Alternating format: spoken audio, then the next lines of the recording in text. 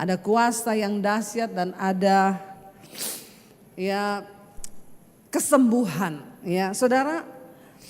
Jadi beberapa waktu yang lalu, beberapa hari yang lalu singkatnya, saya itu tiba-tiba di WA oleh seorang ibu saudara. Dia bilang, Bu Debbie, saya ini dalam kekalutan, dalam satu masalah yang besar. Besok pagi saya harus menyediakan sejumlah uang yang cukup besar. Kalau enggak perusahaan saya diambil, semuanya diambil. Padahal ini perusahaan lagi jalan dan saya enggak tahu mau lari kemana. Ya saya cuma bilang ibu lari sama Tuhan. Ya waktu saya juga baca itu ya bagi saya juga mustahil gitu loh. Kenapa udah besok gitu loh? Kenapa ya enggak dari dulu-dulu gitu kok besok gitu loh. Tapi saya hanya berkata ya bagi Tuhan enggak ada yang mustahil. Ya cuma itu firman yang bisa saya sampaikan. Dan benar saudara, dalam waktu satu malam saya percaya Tuhan sanggup melakukan mujizat. Kita dengar kesaksiannya dari Ibu Vivin. Bu maju ke depan Bu. Tepuk tangan buat Tuhan Yesus saudara.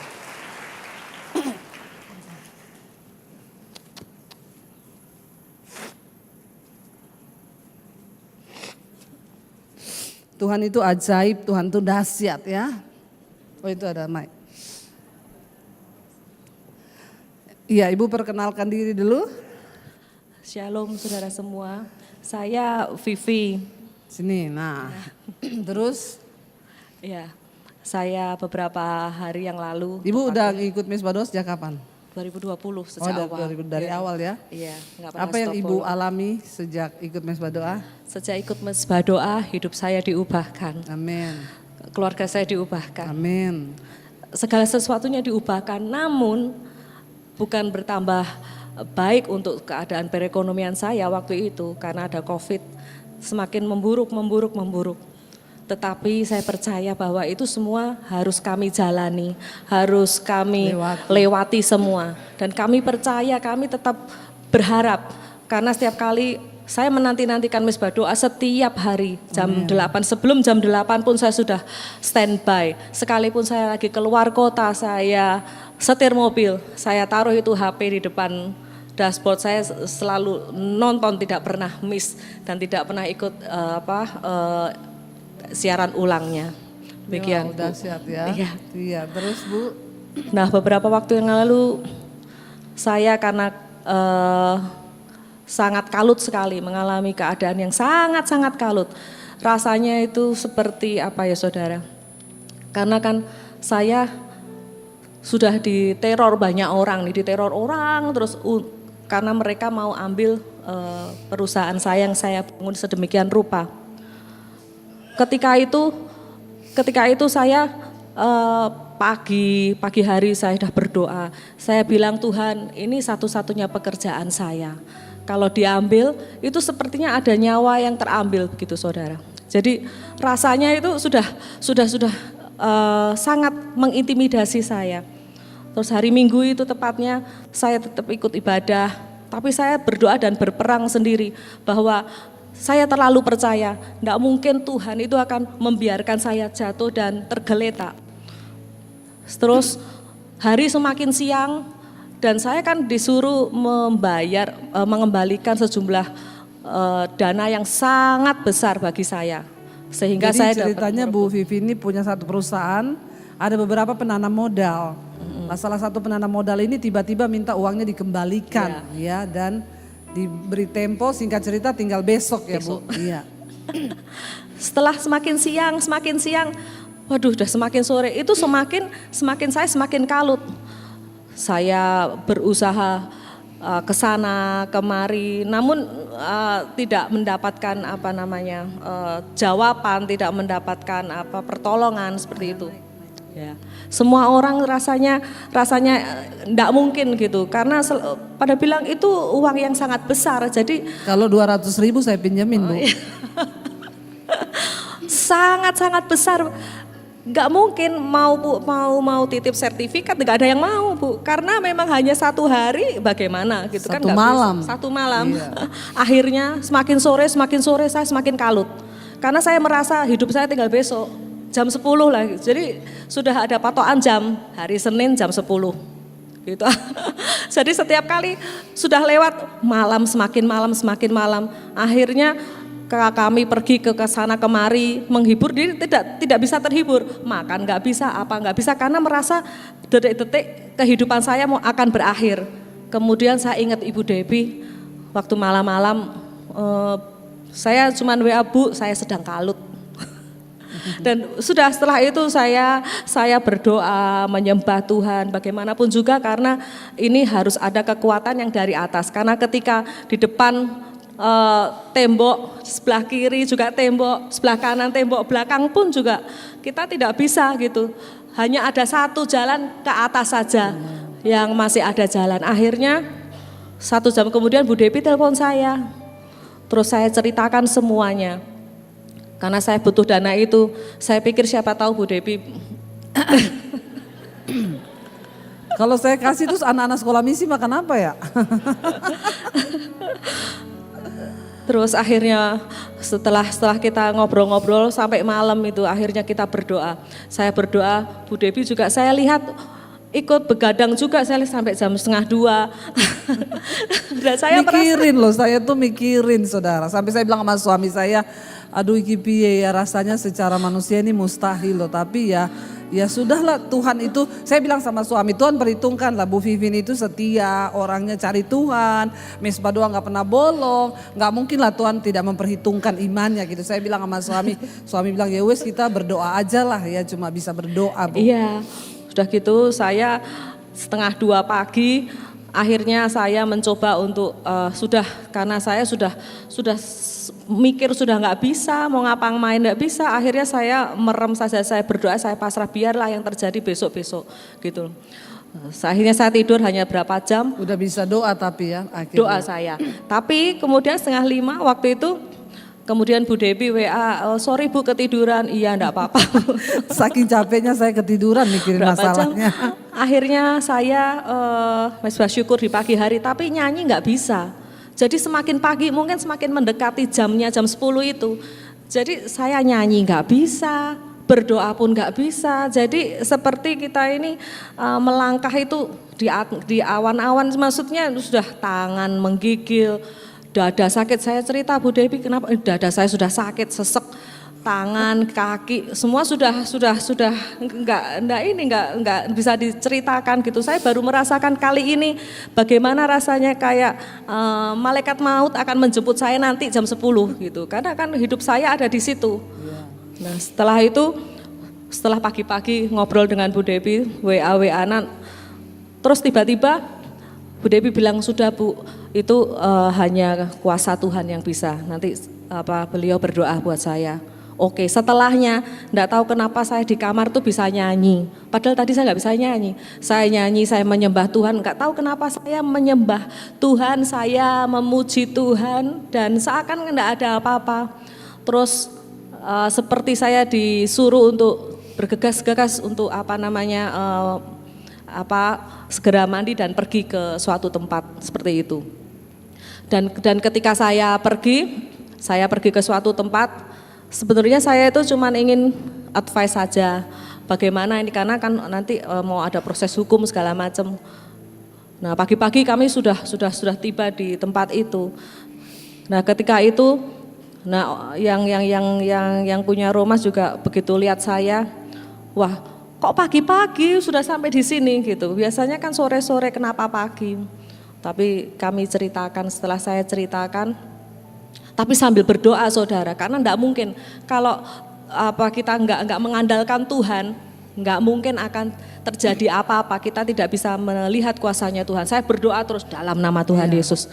Setelah itu, pas itu udah 9:40, akhirnya orang ini berkata, enggak tahu kenapa ya, kok saya mau ambil alih buat kamu, saya mau transfer sekarang.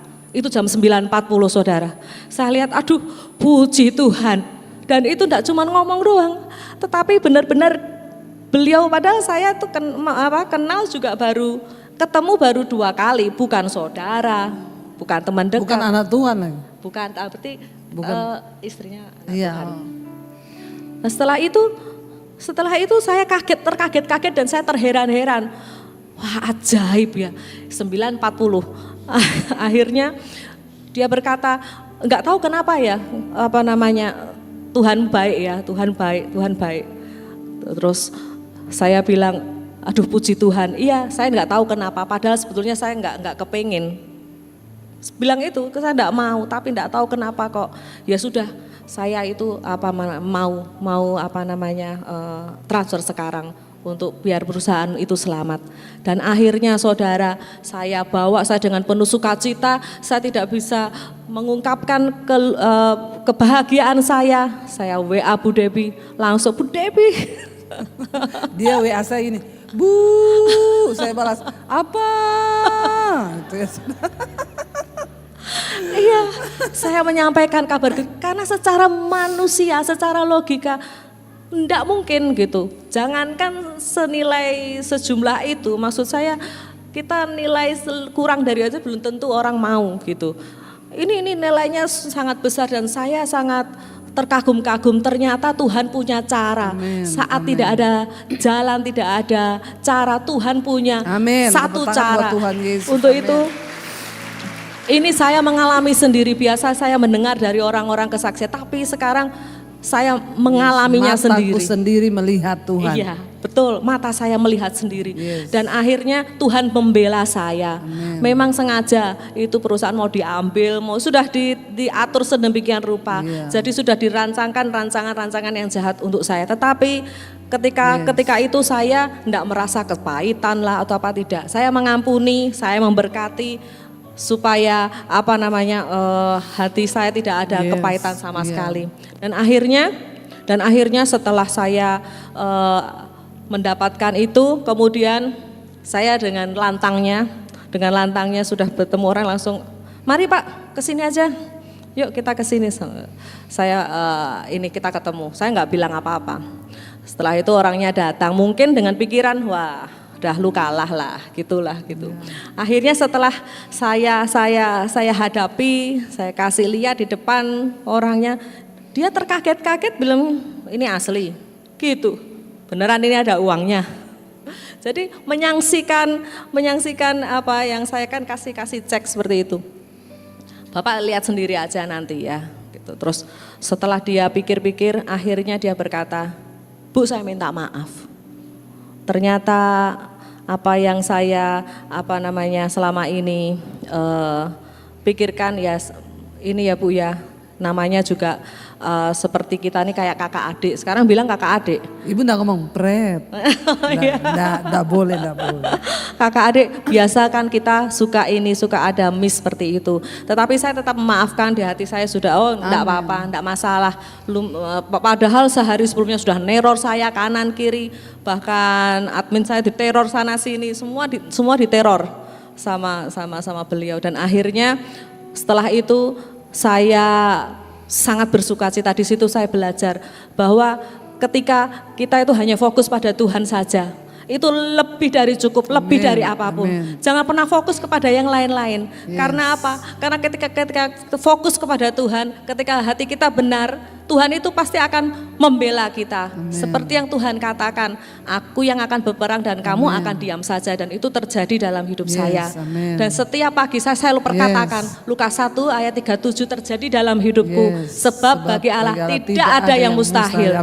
Allah tidak akan meninggalkan kita itu nominal itu hanya jumlah angka. Tuhan jauh punya yang lebih daripada itu. Amin. Kerap gitu, terima kasih. Sekali lagi tepuk tangan buat Tuhan Yesus, Ibu ya.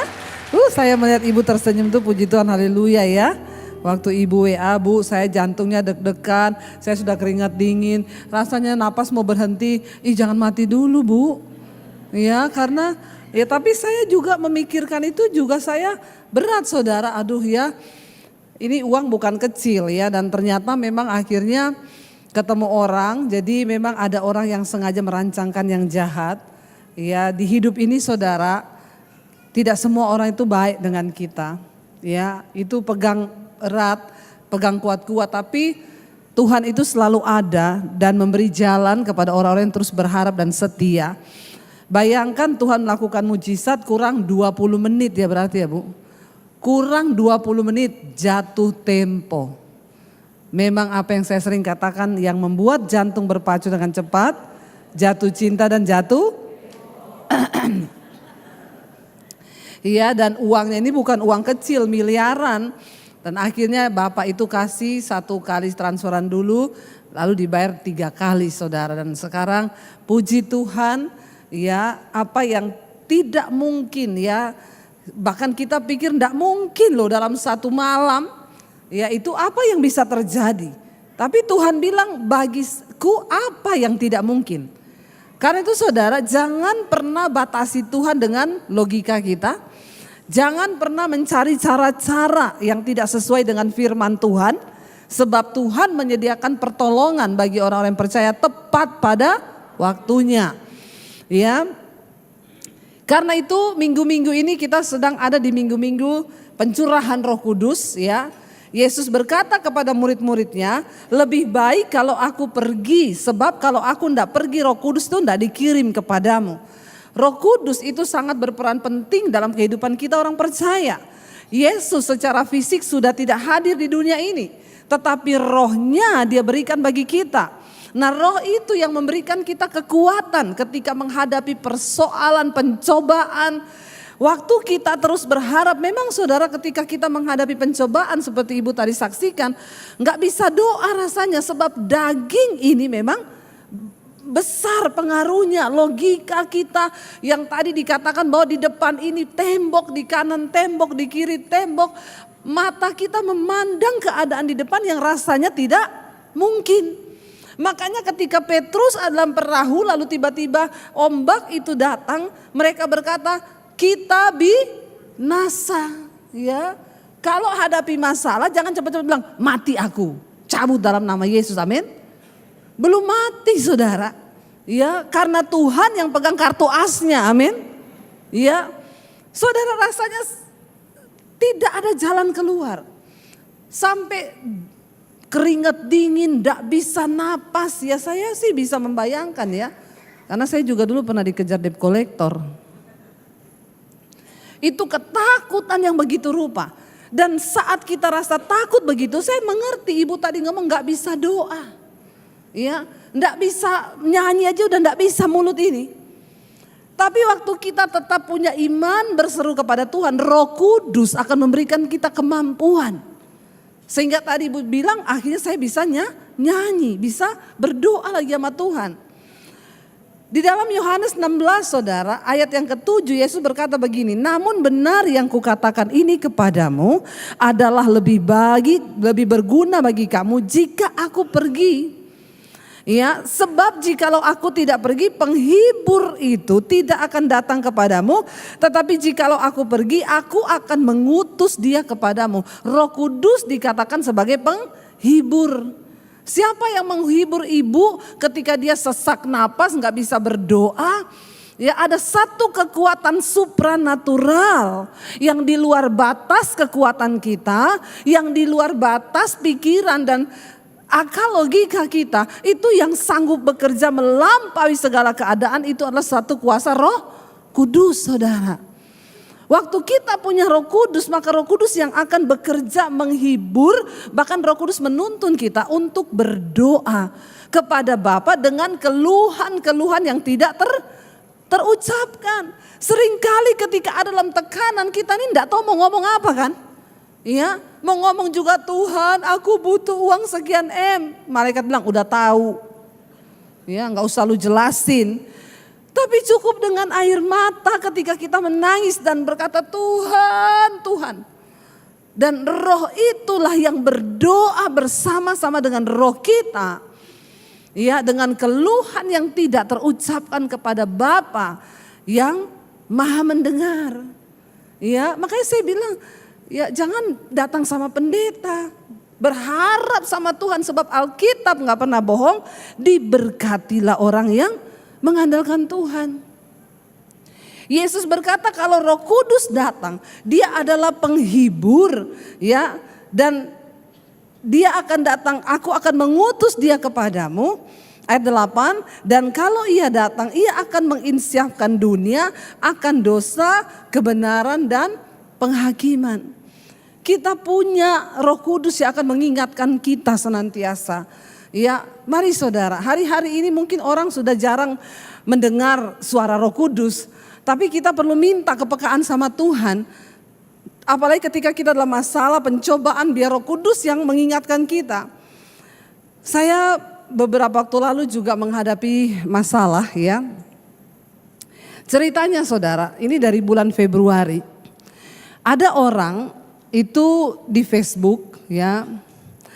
Dia angkat foto lalu dia nulis begini. Saya kenal banget sama yang namanya Debbie Basir ini. Kesaksiannya itu palsu dan dia tuh berbohong. Jangan percaya dia itu menipu dengan semua kesaksian-kesaksiannya. Lalu banyak orang-orang Kristen yang kepahitan dan sakit jiwa ikut komen di situ. Oh iya ya, pendeta itu ya yang lagi ngetop ya. Biasa pendeta jadi-jadian hanya karena medsos. Mereka tuh pikir saya ini pendeta jadi-jadian dari medsos. Mereka enggak tahu saya ini dipanggil Tuhan dari tahun 95. Saya diproses Tuhan, saya dihancurkan Tuhan. Sampai hari ini baru dinaikin Tuhan. Seperti pohon korma yang berakar ke dalam, ya baru sekarang dia timbul. Nah gara-gara YouTube nama saya muncul sehingga orang bilang saya ini pendeta ya baru. Padahal aduh ya udah ancur-ancur diremukkan Tuhan. Saya itu dilaporin orang, semua kata-kata hujatan ditujukan kepada saya, ada ratusan komentar di situ. Lalu orang nge-tag saya, Ibu Debbie Basir, tolong diklarifikasi ini. Saya masuklah karena sudah ada yang menyebut saya. Lalu saya bilang begini, apa yang dituduhkan kepada saya ini tidak benar. Kesaksian saya itu asli, keluarga saya ada, orang tua saya ada, teman-teman sekolah saya ada. Enggak segampang itulah kita bohong-bohong saudara. Ini dunia ya apalagi dengan adanya media sosial sekarang. Mana bisa kita bisa bohong-bohong. Ya jadi saya bilang gini Pak sama yang bikin status. Saya tidak kenal Bapak dan saya tidak ada masalah loh dengan Bapak. Bapak kira-kira ada masalah apa dengan saya? Bapak bisa hubungi saya baik-baik. Ya jangan memfitnah orang seperti ini. Dia nggak gubris, dia nggak peduli saudara. Itu bulan Februari. Saya tuh kalau mau tidur ya setan itu memang aduh ular-ular tuh banyak hari-hari ini ya. Kita ini mau hidup tenang kayaknya aduh ya itu aduh memang ya. Diingetin iblis selalu setiap malam.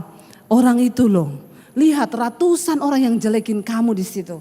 Saya kadang nggak bisa tidur kalau malam. Apa yang saya lakukan? Roh Kudus ngomong, doakan dia. Saya doa buat dia saudara. Saya sebut namanya. Ya, kadang dengan bercucuran air mata. Sampai kadang suami saya bilang, kamu kok udah malam loh ini belum tidur. Ya saya nggak mau membebani pikiran suami saya lagi ngomong, iya saya gini. Saya cuma bilang iya enggak apa-apa. Ya, tapi terganggu damai sejahtera. Tapi saya tiap hari lawan dalam nama Yesus aku mengampuni. Saya sudah lupa saudara. Dari Februari, Maret, tiba-tiba April muncul lagi. Ya, orang yang sama. Foto saya sekeluarga yang waktu kita di Jepang itu diupload sama dia. Bahkan ada video kami sekeluarga. Tulisannya begini. Ini pendeta hedon jalan-jalan ke luar negeri pakai uang gereja. Hasil jual-jual ayat, ya menipu jemaat, ya suruh bayar perpuluhan, uangnya dipakai buat jalan-jalan ke luar negeri. Dalam hati saya ya, karena saya tulis di situ gini, saya angkat foto kan, apa yang tidak pernah dilihat dengan mata, tidak pernah didengar oleh telinga, itu yang Tuhan sediakan. Kenapa saya tulis gitu? Saya ini sama suami lagi ngomong gini, kita ini yang belum pernah ke Jepang ya. Terus suami saya bilang, nanti kalau ada waktu kosong kita berdua aja lah jalan-jalan ke Jepang, gak terlalu jauh. Saya bilang iya ya kita atur. Tiba-tiba saya gak ngomong sama orang, saya gak ngomong di mimbar. Saudara saya pengen pergi ke Jepang, no cuma saya ngomong dengan suami di kamar. Tiba-tiba ada ibu-ibu, Shalom Ibu Debbie sudah pernah ke Jepang? Saudara Tuhan itu kan, itulah Alkitab bilang waktu kita hidup dalam perkenanan Tuhan. Apa yang menjadi keinginan hatimu itu dituruti sama Tuhan. Saya enggak berdoa loh. Cuma ngomong sama suami, ibu tiba-tiba ibu sudah pernah ke Jepang belum? Yuk ikut saya mau lihat anak di Jepang, kirim paspor. Ya, nanti saya sekalian pesan tiketnya. Makanya saya tuh saking happy-nya, ya, saya angkatlah itu, saya tulis ayat itu, apa yang tidak, tapi memang kita ini angkat di media sosial, kalau orang hatinya baik, tidak penuh iri dengki, ya pasti komennya luar biasa, Tuhan ajaib ya Bu, ya enggak? Ya tapi kalau hatimu, ya jadi di sosial media itu sebenarnya orang nggak ada yang mau pamer, cuma berbagi momen. Tapi kalau hatinya kita penuh iri dengki, ya susah lihat orang seneng, seneng lihat orang susah. Itu ciri-ciri iri. Dia komen begitu saudara, hasil jual-jual ayat. Saya dikirimi orang lagi, Bu, orang yang sama loh Bu, saya lihat. Saya berusaha jaga hati dalam nama Yesus. Biarlah cuma dibilang hedon. Dia juga enggak tahu cerita yang sebenarnya bahwa itu saya dibayari orang. Enggak keluar uang 1 sen pun. Tulisannya pakai uang gereja. Lah gereja yang mana? Saya enggak punya gereja. Ya begitu orang kalau hatinya busuk saudara. Ya membabi buta mencerca orang itu sudah. Ya yang saya sedih, yang komen di bawah. Ya banyak pendeta. Pendeta yang enggak punya Roh Kudus begitu. Komennya itu jahat-jahat. Iya memang tanda-tanda akhir zaman, pendeta begini-begini. Banyak saudara. Saya masih diam lagi. Dia muncul lagi di komen-komen itu, iya dia ini pembohong loh, hati-hati penipu. Saya tahu kartunya karena saya dapat informasi yang valid. Waduh saudara ya, saya foto lah itu keterangan. Saya komen di situ akhirnya begini, Pak. Undang-undang ITE, saya kasih pasalnya sekian-sekian. Ya, di penjara 6 tahun, denda 1 M. Hati-hati loh Pak, fitnah itu kejam. Nantang saudara. Ya. Yang lain pendeta-pendeta juga biasa, orang-orang sekarang itu ya begitu, kadrun, begitu dikritik hidupnya mau memenjarakan orang. Haleluya Tuhan ya. Pendeta ini memang ya diuji terus loh. Suami saya bilang, enggak usah peduli say, biarin aja, wong solo. Ya, saya biarin lagi saudara, saya biarin, itu komennya banyak, dia yakinkan orang saya pendusta, bahkan yang lain-lain ikut menambahkan, iya ini yang sirik-sirik itu. Ya sudah saya berusaha menjaga hati, sudah. Tiba-tiba waktu saya lagi mau pelayanan di Palu, ada ibu-ibu ngirim saya foto dia screenshot. Bu Debbie, ibu kenal orang ini? Kenapa Bu? Dia masuk di inbox saya. Nih Bu, inboxnya saya baca. Bu, kenal sama Debbie Basir ya? Iya, sering pelayanan di Surabaya. Hati-hati loh Bu. Itu penipu, kesaksiannya palsu. Cuma untuk dapat uang dia deketin orang-orang kaya. Saya mau tanya di sini orang kaya yang saya deket-deketin, saya pinjam uang saudara berapa banyak, angkat tangan? Ya, saya difitnah begitu. Saya kasih tunjuk ke suami saya bilang kalau ini udah enggak benar loh. Karena dia sudah mulai menyerang personal, pribadi-pribadi. Saya tanyalah sama teman saya, polisi. Suami saya bilang kita adukan aja, kita laporkan. Ini udah kena pasal ini karena sudah dari Februari kita diam ini kok semakin merajalela membabi buta. Saya cerita ke adik saya inbox dia beberapa hari dicuekin. Adik saya bilang, kakak saya itu benar kesaksiannya ya, dulu kalau dia enggak diusir dari rumah, jangankan papi saya aja mau bunuh kakak saya itu. Ya. Malah dia cuekin, dia semakin menjadi di Facebook. Akhirnya saya konsultasi dengan polisi. Saya mau tanya saudara, lapor polisi itu dosa apa enggak? Enggak. Karena pemerintah itu wakil Tuhan, ya. Hukum itu untuk dibuat untuk kebaikan dan Allah itu mencintai hukum, ya. Jadi jangan takut lapor polisi. Karena banyak di situ gini, pendeta kok main lapor polisi. Lah kalau enggak lapor polisi, lapor siapa? Ya, lapor Tuhan sudah, tapi lu tetap pura-pura enggak tahu. Ya. Akhirnya saya bilang sama suami, ya sudah. Saya tanyalah sama teman saya, Tapi memang saudara, saya pernah layani, ada suami istri berantem terus, suami istrinya dipukuli, dikamplegi, ya. Apa yang harus saya lakukan, Bu? Anak saya ini dipukuli terus sama suaminya. Lapor polisi, Bu, lapor polisi. Dilaporlah sama mamanya. Ya, dari situ kapok banget suaminya ini. Diangkat polisi langsung. Ya, lalu minta maaf, suruh surat perjanjian, sampai sekarang tidak pernah mukul istrinya, malah hidupnya harmonis dipulihkan Tuhan. Berarti memang ya bisa itu memang untuk dipikirkan kalau sudah kebangetan. Saya tanyalah sama teman saya yang polisi, Pak, ini ada kasus begini, saya kirim semua foto-fotonya. Wah, ini kena pasal nih, Bu, ya. Banyak nih pasalnya, pencemaran nama baik, ya. Terus tanpa izin menyebarkan informasi, ujaran kebencian. Saya lihat juga ada foto anaknya ibu di situ, mematikan karakter, pembunuhan karakter, banyak ini. Jadi begini, Bu, kata teman saya. Ini ibu mau apa dulu? Kalau laporan dia langsung ditangkap di sel. Kalau memang itu benar. Kalau pengaduan ibu masih bisa bermediasi sama dia lewat polisi, kita atur damai. Nah, ibu mau yang mana? Pak, saya ini tidak bermaksud mau penjarakan orang. Yang penting dia ini tobat aja, Pak. Orang ini tidak bisa diajak bicara baik-baik. Ya udah, berarti ibu bikin surat pengaduan. Suami saya bikinlah surat pengaduan, ya dikirim saudara, tanda tangan di atas materai. Ya, dia masih terus berkuar-kuar di Facebook. Ya, saya lihat masih terus. Saya bilang gini, Pak, kalau memang saya berbohong, Bapak silakan kumpul bukti-bukti kebohongan saya. Nanti kita ketemu di kantor polisi, ya. Semua ngejek, saudara. Ngancam nih polisi nih, gini. Sudah saudara, akhirnya benar berapa hari kemudian dia dipanggil dari polisi. Saya cuma meminta dua di sini. Kalau Bapak ini mau bertobat dan menyesal, maka kami tidak akan meneruskan surat ini, hanya pengaduan. Tapi permintaan saya satu, Bapak harus menghapus semua konten ujaran kebencian terhadap semua pendeta-pendeta. Banyak sekali pendeta yang diangkat di situ. Ini memang malaikat utusan di akhir zaman. Ya, yang orang paling benar saudara, ya. Semua pendeta salah.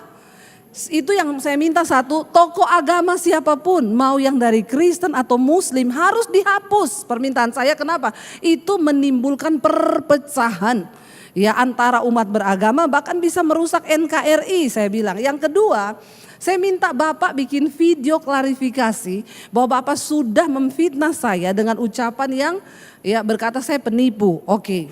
Dipanggil polisi, ya saya tanya polisi, sudah Bu. Jadi dia bersedia. 1 hari 2 hari dia enggak bikin.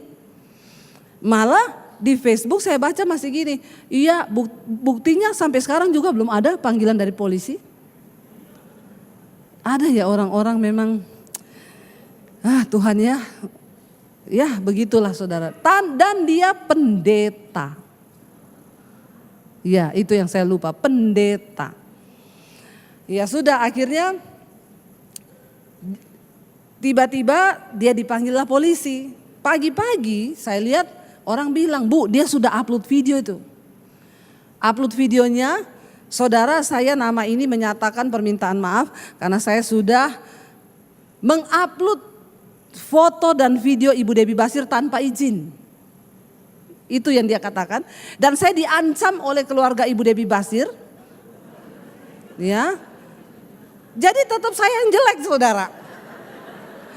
Wah, semakin hujatan di situ, saudara. Jadi begini toh keluarga Debbie Basir itu, jelek semua. Saya dikirimin teman saya, langsung saya telepon dia. Pak, ya berarti hari ini saya lanjutkan surat ini ke laporan. Ternyata Bapak nggak bisa ya diajak ngomong baik-baik. Ya dia ngomong, saya juga punya rekan pendeta yang menasihati saya gini-gini. Jadi kayak ya aku ini juga punya backingan gitu loh. Suami saya ini kan enggak pernah marah, saudara. Wong Solo. Dia minta teleponnya, saya kasih. Suami saya gini, Pak gini aja. Saya cuma mau tanya ya, Bapak merasa bersalah enggak? Itu aja kan saudara. Ya, kalau kita ngomong A, B, C sampai Z, kalau orang enggak merasa bersalah itu kan ya. Tapi memang banyak orang Kristen begitu, enggak rasa-rasa salah. Dia berkelit, suami saya bilang, Bapak enggak usah berkelit, saya cuma mau tanya, Bapak ini rasa salah enggak? Akhirnya, Iya Pak, kalau Bapak enggak rasa salah, sekarang saya teruskan surat itu menjadi surat laporan. Bapak tahu, Bapak akan dipenjara Pak 6 tahun, denda 1 miliar. Siapin aja. Di situ dia mulai takut karena tiba-tiba dia bilang begini, ini saya juga barusan dapat WA dipanggil lagi sama polisi. Ya, akhirnya dia bilang, saya minta maaf Pak Daniel kalau gitu, iya saya minta maaf saya salah gini. Ya udah saya akan bikin video, ya. Bapak Ibu maunya video yang seperti apa gini. Saya banyaklah khotbahin dia. Pak gini loh Pak, kalau Bapak mau terkenal, mau pelayanan silakan, enggak perlu menjatuhkan orang. Ya. Saya ini bergumul loh buat Bapak, saya doakan loh Bapak, tapi kok enggak dijamah-jamah Roh Kudus atau Roh Kudus jamah tapi Bapak tolak. Ya ada loh saudara. Ya jadi saya tuh nggak tahu ya Pak gini. Akhirnya saudara ya dia udah berkelit apa. Nah saya suruh take down sekarang video Bapak take down. Bapak bikin video yang baru. Nanti saya catat itu tulisannya begini. Saudara aduh hati itu sudah kehilangan damai sejahtera. Ya saudara dengar cerita saya ini saudara pengen orangnya itu diapain? Saya tak tanya sebagai manusia ya. Ya, saya ini cerita gini aja orang yang dengar cerita saya, penjarakan aja bu. Greget loh dengar orang kayak begini apalagi pendeta ya. Saya juga gini sama suami, udah kita penjarakan aja biar kapok ya. Semua orang WA bu penjarakan aja bu. Ya banyak orang yang memberi nasihat tapi hanya yang dari Roh Kudus itu yang paling benar. Nah saya itu mau ngajar di sekolah Alkitab berapa hari lalu nih kisahnya. Ya saya sambil tunggu dia mau kirim video ini ya. Sebelum Bapak upload kirim dulu ke saya dengar tuh video kayak apa. Jangan salah upload lagi. Saya pendeta juga manusia. Ya. Saya ini enggak mau sok suci, sok kudus, saya juga bisa emosi saudara. Ketika saya sudah lagi panas hati, emosi saudara. Saya sambil tunggu videonya dia tiba-tiba Roh Kudus itu loh. Roh Kudus tuh ngomong gini, kenapa sih kamu tidak lebih suka menderita kerugian? Kenapa kamu gak belajar dari aku Tuhan? Aku tuh disiksa, mukaku diludahi. Aku bukan cuma difitnah. Aku diludahi, aku digantung di kayu salib. Dan aku gak perlu membela harga diriku. Kenapa kamu begitu sombong? Kepengen memulihkan nama baik dan reputasimu. Kamu tidak mau direndahkan oleh orang. Tiba-tiba air mata saya menetes saudara. Tiba-tiba air mata saya mengalir. Saya bilang Tuhan ampuni aku, Tuhan ampuni aku. Tuhan tuh ngomong, kalau aku yang izinkan itu terjadi. Kenapa kamu begitu sombong pengen pulihkan nama baikmu? Saya berlinang air mata. Saya telepon Bapak itu. Saya bilang, Pak, saya minta maaf sama Bapak. Saya ini berdosa, Pak. Saya suruh Bapak bikin video untuk mengklarifikasi nama baik saya. Sekarang Pak, saya enggak peduli, Pak. Biar orang mau bilang saya apa, orang mau fitnah saya apa, please Pak, enggak usah Bapak upload video. Lupakan semua ini.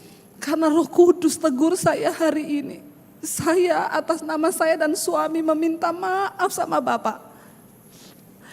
Waktu dia dengar saya nangis di telepon.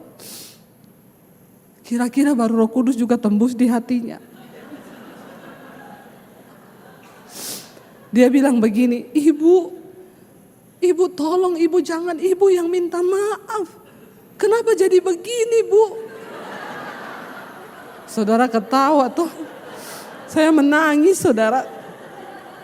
Dia bilang kenapa ibu yang jadi minta maaf? Ibu saya sangat berdosa ibu. Saya yang harus minta maaf sama ibu. Kenapa ibu yang minta maaf sama saya? Enggak Pak, saya enggak sejahtera Pak. Saya ini tadi mau mengajar di sekolah Alkitab. Lah Roh Kudus itu ngomong kamu ini mau ngajari hamba-hamba Tuhan, hamba-hambaku. Tapi kalau kamu enggak mau menjadi hamba, terus ngapain? Saya bilang Pak, daripada saya tertuduh nanti kalau mau khotbah, tolong Bapak jangan upload video apapun. Saya tulus mengampuni Bapak, saya mengasihi Bapak, saya mau berdoa buat Bapak. Lah malah jadi saya yang berdoa buat dia. Lalu dia bilang begini saudara, ibu betul-betul hamba Tuhan. Lah selama ini kau pikir hamba hantu? Sudah menyakiti, bikin saya nggak tidur. Dia bilang, ibu saya tuh salut loh, ibu tuh benar-benar hamba Tuhan. Ya, saya baru ketemu sama orang kayak ibu. Saya bersyukur ibu, Tuhan tegur saya lewat ibu. Coba kalau ibu tidak tegur saya, mungkin langkah saya sudah kebablasan. Saya dituntut sama orang lain bu. Kalau orang lain yang tuntut saya begini, belum tentu ada pintu maaf terbuka. Apalagi perbuatan saya sama ibu sangat menyakitkan. Saya bilang tidak apa-apa pak, kita sama-sama dibentuk. Kita sama-sama diproses. Nanti saya juga akan menopang pelayanannya Bapak. Haleluya saudara. Amin, amin, amin. Emang enak. Saudara, ya loh, siapa yang sanggup melakukan itu di dalam kita? Kalau tidak ada Roh Kudus saudara. Tidak mungkin, apalagi saya ini orangnya. Ya, saya ini sudah terima semua bu, penjarakan bu. Dan saya sudah sama suami, orang kayak begini memang harus dipenjarakan biar dia membusuk di penjara. Benar, itu daging saya saudara. Kita nih manusia loh, ada batasnya. Tapi ketika itu Roh Kudus bicara, makanya Alkitab bilang, dan kalau ia datang. Saya diingetin ayat ini. Tuhan tuh bilang, kamu hari-hari ini lagi khotbah tentang Roh Kudus. Ya, untuk peka mendengar suara Roh Kudus. Nah sekarang nih Roh Kudus yang bicara nih. Kenapa kita tahu Roh Kudus yang bicara? Kalau kita lagi marah, jengkel, terus ada suara yang ngomong ini, mengampuni, itu Roh Kudus. Tapi kalau dia bilang penjarakan, itu roh kuda liar.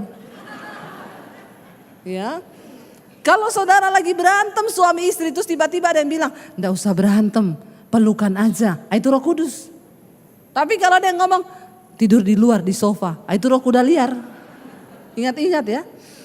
Ya, jadi kalau suamimu marah atau istrimu, roh kuda liar ya, ingatin begitu. Lo bener saudara, inilah kekristenan kan. Akhirnya saya lepaskan pengampunan, saya bilang mulai sekarang Mbak saya topang pelayanannya Bapak, kita saling membantu, saling menolong. Tapi tolong Pak jangan lagi ada ujaran-ujaran kebencian, karena kalau Bapak dilaporkan orang Pak nggak ada ampun Pak, ini sekarang ada hukum. Sekarang kita ngupload foto orang tanpa izin saja, orangnya itu keberatan, saudara dituntut 700 juta dendanya 4 tahun penjara. Tak angkat foto tanpa izin, ya, dan orangnya protes, apalagi kalau saudara ada ujaran yang memberikan opini di situ, menggiring orang untuk membenci orang ini. Jadi sekarang hati-hati loh kalau ngupload foto saya. Ya, apalagi saya lihat jemaat tuh kalau ngajak saya foto, kadang dia bagus tapi saya begini. Ya, ini saya bisa tuntut loh ini. Ya, orang dia bagus karena dia foto berkali-kali, dia yang dia pilih yang mukanya bagus. Yang fotonya Ibu Dewi begini, dia tetap upload. Saya bisa komplain ya saudara ya. Hati-hati, itu perbuatan tidak menyenangkan. Pencemaran nama baik gitu ya. Jadi saudara, ya semua berakhir damai. Saya akhirnya bisa ngajar di sekolah Alkitab dengan hati yang damai. Ya, kadang-kadang saudara, ya saya tuh malam nggak tidur, suami saya tuh kadang, saya udah jam berapa loh, tidur loh, nggak usah kamu pikir itu. Tapi kan ya namanya manusia, bagaimana nggak dipikir ya? Saya kadang dia bilang, nggak usah dipikir, ya kosongkan otakmu. Saya bilang gila ya, gila. Kau suruh saya kosongkan otak, gila saya. Tapi suami saya itu memang aneh, dia bisa tidur ngorok biar ada masalah. Ya, karena dia orang hijau flegmatik, saya ini merah, ya. Saya ini merah, ya saya enggak bisa tidur kalau ada masalah, dia tidur saudara. Makanya kadang jam 2, kenapa kamu belum tidur? Enggak usah dipikir toh say. Ya ingat loh, memang kamu tuh sekarang public figure. Saya bilang, aku yang enggak pengen jadi public figure. Tapi Tuhan bawa sejauh ini, ya siapa yang bisa menolak saudara ya. Jadi Ya puji Tuhan, akhirnya terselesaikan. Bayangkan dari Februari, ya Maret, April, nih udah Mei saudara.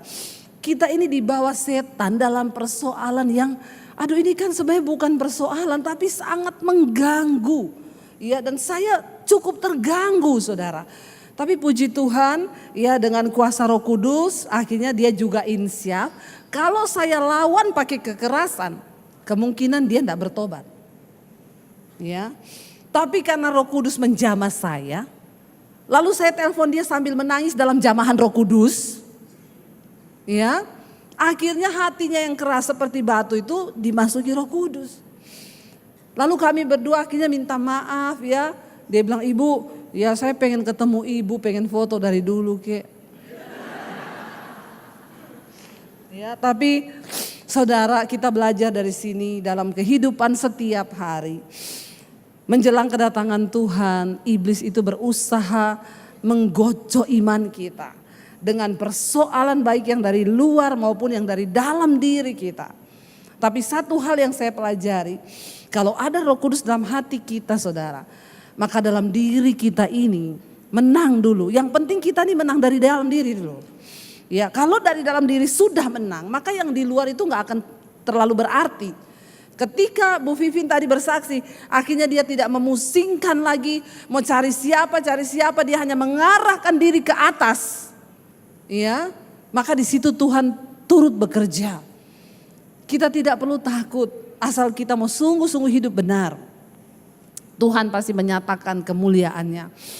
Jadi ingat saudara, ya kita tidak usah terlalu menuntut nama baik. Kita mau menuntut gini, yang pasti Tuhan tahu siapa milik kepunyaannya. Dan orang yang sungguh-sungguh mau meninggalkan kejahatan, Tuhan akan kasih materai kepada kita semua. Kita mau persiapkan hati kita untuk masuk dalam perjamuan kudus. Saya dapat ayat hari ini di dalam Mazmur 103 ayat 2 di sini ya, saudara bisa baca. Punya saya pujilah Tuhan, hai jiwaku, dan janganlah lupakan segala kebaikannya. Ini yang punya saya di sini. Saudara dapat apa? Jadikan itu rema. Ya, biarlah jiwa kita selalu memuji Tuhan. Kita mau bilang kepada Tuhan hari ini, apa arti hidup kami Tuhan kalau Kau tidak mati bagi kami? Salibmu telah membuka mata kami. Betapa berharganya hidup kami. Kita bangkit berdiri bersama saudara. Siapkan hati untuk masuk dalam perjamuan. Terima kasih Tuhan. Mari renungkan akan kasih Tuhan. Dia yang mulia terhina karena dosa dan pelanggaran kita. Dia yang suci, Dia yang benar, dijadikan kutuk karena dosa dan pelanggaran kita. Betapa seringnya kita juga berkata, harga diriku. Saudara, jika Yesus tidak mati memberikan nyawanya, maka tidak ada harga dari hidup kita karena kita hidup di dalam dosa. Yesus mengampuni kita, mengambil alih setiap kutuk dosa kita. Karena itu kita juga harus mengampuni orang yang bersalah kepada kita. Mengapa engkau tidak lebih suka menderita kerugian, direndahkan? Belajarlah daripadaku, kata Tuhan. Bawa kami Tuhan, bawa hidup kami selaras dengan firman-Mu. Ampuni Tuhan, seringkali banyak kealpahan, kesalahan yang kami buat. Karena kami mengikuti keinginan daging kami. Tapi hari ini kami tahu salib-Mu Tuhan mengubahkan hidup kami. Apa arti hidup kami tanpa salib-Mu Tuhan? Tuhan, darah-Mu melayakkan setiap kami. Kami mohon pengampunan atas setiap dosa pelanggaran dalam pikiran, perkataan, dalam hati dan perbuatan kami. Kami akan masuk dalam sakramen perjamuan kudus. Kami tidak ingin bermain-main dengan pengorbanan Kristus. Tubuh dan darah-Mu yang kudus Tuhan. Ajar kami menghormati itu Tuhan. Karena itu Bapa, hari ini kami datang. Layakkan kami Tuhan untuk masuk dalam perjamuan ini. Mari angkat roti tinggi di tangan kananmu saudara. Sebab apa yang telah kuteruskan kepadamu, telah aku terima dari Tuhan, yaitu bahwa Tuhan Yesus pada malam waktu ia diserahkan mengambil roti, dan sesudah itu ia mengucap syukur atasnya. Ia memecah-mecahkannya dan berkata, inilah tubuhku yang diserahkan bagi kamu. Perbuatlah ini menjadi peringatan akan aku. Saudara, bukankah roti yang ada di tanganmu adalah persekutuan dengan tubuh Kristus? Mari kita makan di dalam nama Yesus. Terima kasih Tuhan. Terima kasih Tuhan buat tubuhmu. Angkat tinggi cawan di tangan kanan kita. Demikian juga ia mengambil cawan sesudah makan. Lalu berkata, cawan ini adalah perjanjian baru yang dimateraikan oleh darahku. Perbuatlah ini setiap kali kamu meminumnya, menjadi peringatan akan aku. Sebab setiap kali kamu makan roti ini dan minum cawan ini, kamu memberitakan kematian Tuhan sampai ia datang. Saudara, bukankah cawan ini adalah persekutuan kita dengan darah Kristus? Amin. Dalam nama Yesus mari kita minum. Terima kasih Tuhan. Terima kasih Yesus. Kami percaya Tuhan, Engkau Tuhan yang selalu menyinari kami dengan kuat kuasa-Mu, memampukan kami hari-hari untuk berjalan di dalam terang dan kebenaran-Mu. Tolong kami Tuhan, pegang tangan kami. Jangan biarkan kami jauh dari Tuhan. Engkaulah kekuatan kami. Hamba berdoa untuk setiap jemaat-Mu Tuhan. Mereka yang sedang mengalami persoalan beban yang berat, yang sedang berkata rasanya tidak ada lagi kekuatan bagi kami Tuhan. Kami tahu dan percaya kami tuh punya Tuhan yang besar, Tuhan yang sanggup melakukan segala perkara di hidup kami. Engkau Tuhan yang tidak pernah membiarkan kami. Engkau Bapa kami yang baik. Engkaulah tempat kami berseru dan tempat kami berharap. Berkati semua anak-anak-Mu Tuhan dengan setiap pergumulan hidup mereka.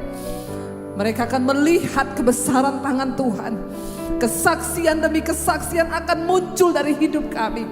Sebab itu yang akan menguatkan kami di hari-hari yang terakhir ini. Kami punya pengalaman pribadi dengan Tuhan yang hebat. Bahkan sebegitu banyak tangan musuh yang ingin menjatuhkan hidup kami. Namun Tuhan yang menopang kami. Tuhan yang memberikan kami kemenangan.